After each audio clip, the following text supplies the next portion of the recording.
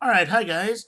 So what I wanted to do today was briefly talk about your upcoming exam, which is coming up next week. I'm going to post a documentary for today, kind of fitting in with our industrial warfare concept, talking about the rise of aircraft, talking about how, these newfangled flying machines, again, powered flight only since 1903, but now, obviously, by 1914, 1915, planes have not only a useful but a necessary role in warfare. And so, in addition to that, I just want to talk about your exam. Remember, your memoir analysis, your first one is due today unless we've made prior arrangements. If things happen, if something's going wrong, if you're stuck, totally fine. Just let me know. We'll see what we can do. So for the exam, it's going to be divided into two parts. And to make this a little bit easier, let's go ahead, view this as a student. That way you'll see effectively what I see, or rather, I'll see what you see. And so remember how at the very beginning of the course, I mentioned, what the ID term was, and I told you use that to kind of organize your notes.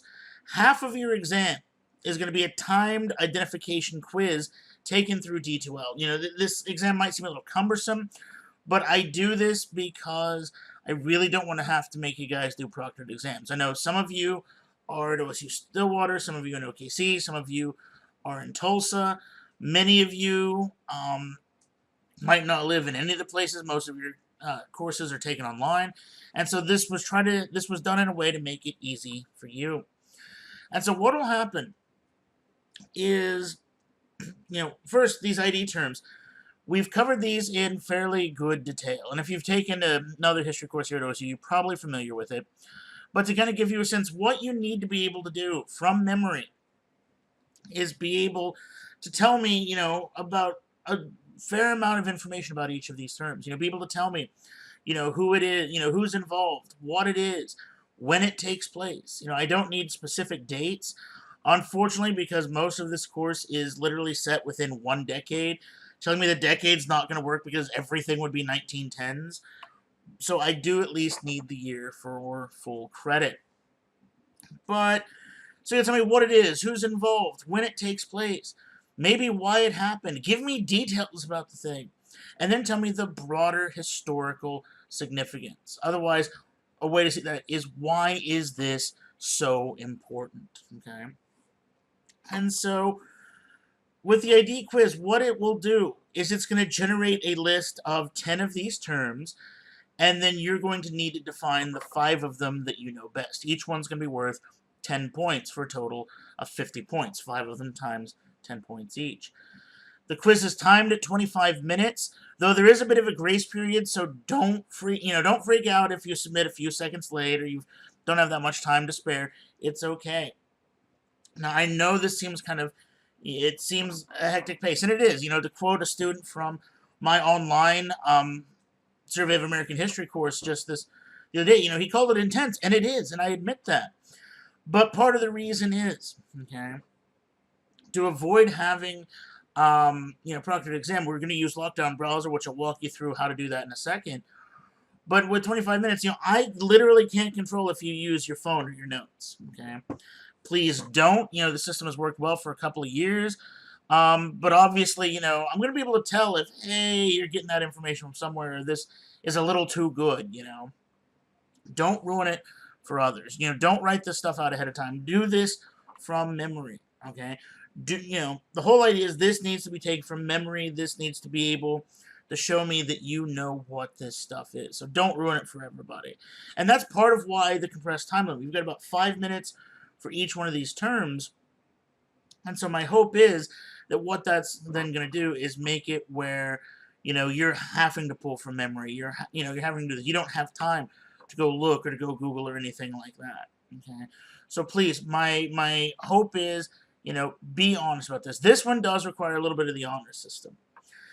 For the actual ID, how it's going to work, again, like I said, give me about 3 to 5 sentences for each of the individual items, okay? Be able to convince me that you know what this term is, that you watch the videos, that you watch the documentaries, that you've, looked at some of the primary source stuff I've posted, that you've read the textbook and the memoir analysis, okay? Now show me that you understand what this is. And so, an example of what an ID term might look like. So HMS Dreadnought, I just found out I'm a gamer. Hopefully you talked about this. Or hopefully you picked up on this. World of Warships just announced that they're actually going to do HMS Dreadnought, which you kind of have to. And so, let's use that as an example of an ID term. You would say that HMS Dreadnought is a British battleship commissioned in 1906. And in that one sentence, you've told me who's involved, you've told me what it is, and you've told me when it happened. This is the first battleship in the world to be powered by turbine engines. And it was the first all-big gun battleship, which meant that it had a single caliber main armament of 10 12-inch guns. Okay, and so what you've done is you've given me a good amount of detail. You've convinced me you've watched that lecture, but you've also told me what's important about this. So not only have you said who's involved, have you said when it takes place, what it is, but now you've said why it's important. And then I would round that out by saying when this ship was commissioned, it was more powerful and faster than any other battleship in the world. And as such, by rendering every other battleship obsolete, it triggered a naval arms race, which proved to be one of the main causes of the start of the First World War. And with that, you've told me the broader historical significance.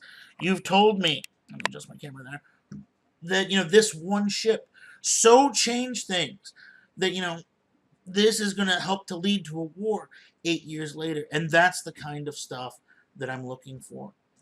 Honestly, I consider myself a softy grader. I know many of you guys are not even history majors. You're taking this because you need an international credit, on your degree plans.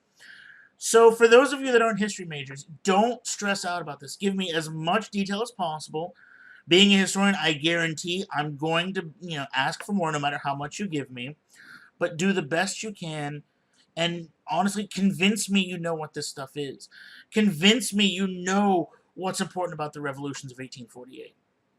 Convince me you understand how the Agadir crisis fit in to that kind of power struggle between Britain, France, and Imperial Germany. Convince me that you've done the work, and you'll do just fine. So to actually take this, a few things about the exam. I'm an idiot. Insofar as being a historian, I don't do numbers very well. You'll notice that your exam is due on Sunday, October 1st, okay? Well, Sunday is September 30, okay? So while that's the date I meant, because I put October 1st, we'll treat it bank error in your favor. We'll make things due on Monday. So you get a little bit more time. Not what I intended, but you know what? We're going to roll with it. So to access this quiz, you'll click Quizzes.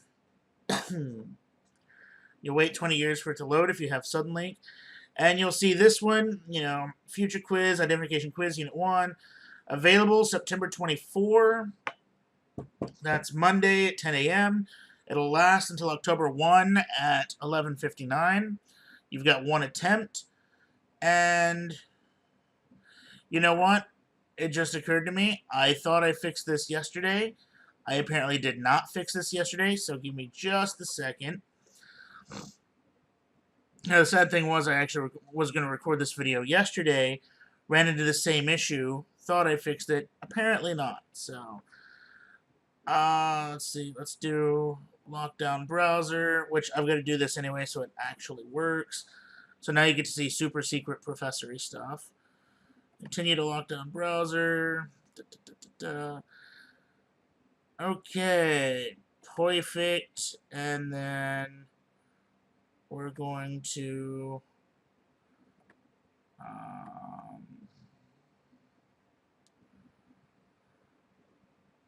let's see, settings, and we are going to require lockdown browser. Now, if you notice, with lockdown browser, we actually have the option of Respondus Monitor. That way, if you have a webcam, I can watch you taking this test.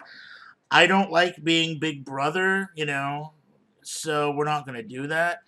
But, again, what Lockdown Browser does is this is a program that literally locks down your computer. You can't open other programs. You can't open, Microsoft Word. You can't open another browser. You literally can only have this one thing open.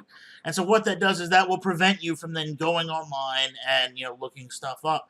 And so this is the measure we're trying to try to ensure that nobody cheats on this thing. I trust you guys, okay? Don't abuse my trust. Don't be that guy that ruins it for everybody. But lockdown browsers can also be the biggest hiccup about this whole thing, because sometimes it can be quite finicky, and so that's why I would encourage you this weekend, download it, get it installed, and make sure it will work on your computer before, don't just try this, Thursday night. Trust me, it will break. It happens to somebody. So even now, even though you cannot take the quiz yet, you can click on it. Okay? And you get usernames, you get time allowed, you get instructions, and then here you get download and install latest version of Lockdown Browser. And so you're going to want to click that. It will take you to the website where it'll auto-detect what type you need. There's stuff for Macs, iPads, the whole shebang. Click to download, click this link, install it like a normal program, and see it'll download, you can run it, install it, you're good. Once you've installed it, come back here, and when you're ready to take the quiz, okay, you'll just come up here in whatever normal browser, you click Launch Lockdown Browser, okay, it'll ask you, do you want to open this, click Open Lockdown Browser.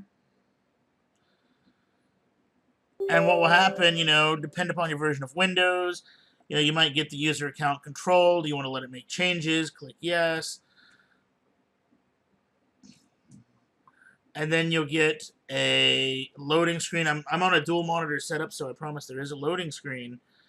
And then once it loads, okay,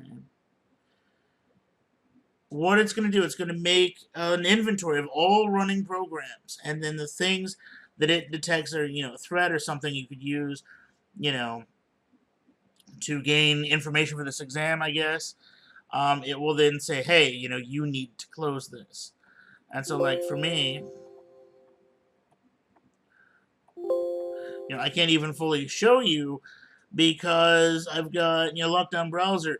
You must close the following program, Camtasia Studio, which is my video recording thing. So, even this, I couldn't even use. And then you click Yes, it'll close the offending programs, and then it will load up the quiz, where, again, you'll be presented with that list of 10 ID terms, and it will generate text boxes for you to just type your answer. So there's not multiple choice. There's no questions. It'll just literally give you 10 terms, and you just start typing. HMS Dreadnought is a blah, blah, blah, blah, blah, blah, blah, blah, blah. That's probably the most intensive thing. The other thing that's going to be less intense, but just as equally important, is the essay component. And what I will do is Monday morning, I will give you a list of 4 possible essay, or 4, well, not possible, but 4 essay prompts that cover the topics we've so far covered in this unit. And it's going to be your job by Monday at midnight, so 24th to the 1st, it will be your job to then take those prompts and, of 4 of them, take 2 of them and, in essence, build miniature research papers. And this is also one of the reasons why you have a term paper in this course, but it's not a really long one, is because you're going to be doing this kind of writing. And what you'll do in these papers is you're going to answer kind of the long essay question. It could be things, discuss the origins of World War I. What factors play in, there'll be some specific stuff. Another might be, discuss the effectiveness of the Schlieffen Plan, and then what happens, in those early battles. And what you're going to do is using, you guys know how to cite footnotes. You guys know how to cite sources. We've done that with the memoir analysis. What you're going to do is build a narrative to answer those questions. And each one, so again, we're talking, your whole essay exam should only be 4 to 6 pages. Okay, you can go over. I've had somebody do 10 pages. If the muse hits, I will read it, I promise you. But what you're going to do is, rather than like an actual, just rote memorization essay, what I want you to do is show me that you can take all of the stuff we've talked about. And I mean, we're talking about a lot of, look at the sources presented. There's documents on the July crisis. There's lectures. There's documentaries. Well, yesterday I posted a British TV commercial about the Christmas troops. You know, you've got your memoirs, you've got your textbook. Show me that you can bring all of that information together to build a response so that you understand what's going on, that you understand, you know, the importance, that you can see, you know, these changes or how people perceive the war or, you know, whatever the question might be. And so you're going to need to use footnotes to get full credit on this. And again, each essay is about 25 points, 50 points total. To get full credit, you're going to have to cite numerous times. You're going to have to cite from differing types of sources. There's a breadth of material here, so don't just cite from the PowerPoints. Don't just cite from the lectures, okay? Cite from everything. Again, for full credit, your job is to show me that you can take everything I presented, distill it down, and say, this is what is important. You know, have a little fun with it. You know, again, treat it just kind of a small paper where all the sources are presented to you. You don't have to go looking at outside sources. You don't have, and in fact, you should not go to the library and get books or go look on internet sources. Everything you need, I've already given you. You'll have a week to do that. You know, if you need help, if you've got questions, you even want feedback, I'm more than willing to do that. You know, again, these are kind of take-home essays. So I'm more than willing to help in any way I can. My advice to you is when everything opens, you know, I would obviously study for stuff, write the essays first. And the reason I say that is because as you're composing them, you're going to find you're going to be mentioning numbers of the ID terms. I mean, in many ways, they're your study guide for the essay. And so as you do that, okay, my hope would be that, you know, the ID information would be fresher in your mind when you take the quiz. You know, as you're typing, you know, in the quiz, you can remember something you wrote in an essay and be like, oh, and hey, here's this connection I made. Let's put that in here too. And I think that would really help you guys as well. Well, I meant for this to be a 5-minute video. I blathered on for 17. So I think that pretty much covers it. But as always, if you have any questions, please let me know. If Lockdown Browser gives you fits, please, again, just let me know. I've been running tech support on it for a couple of years now. Hopefully we can figure out the issue. But definitely download this and get it up and running this weekend because for at least one of you, it's going to give a little bit of trouble. As always, if there's anything I can do to help, please let me know. Otherwise, stay safe in the trenches out there. It's rainy and stormy in Stillwater. The ground's turning to mud. It's flooding. It feels like the Western Front. So just remember, keep your heads down and try to not get a bloody wound. All right. Take it easy, guys, and I will see you guys in the next video, which probably going to be, odds are, with the exam, one of the things I do because you're going to be working on this, I probably won't lecture next week. That way, you know, you can focus your energies on that. But obviously, I'll still be having office hours. I'll still have my Skype office hours. And the way Skype works is I've got it set to go just to my phone. So, I mean, if need be, you can hit me up even at any time. If it's after 2 in the morning, unless I'm playing Grand Theft Auto, I might not answer. But, you know, if you need to get a hold of me, that's certainly a way you can. All right, guys, take it easy. Stay safe out there. And I'll see you guys next time.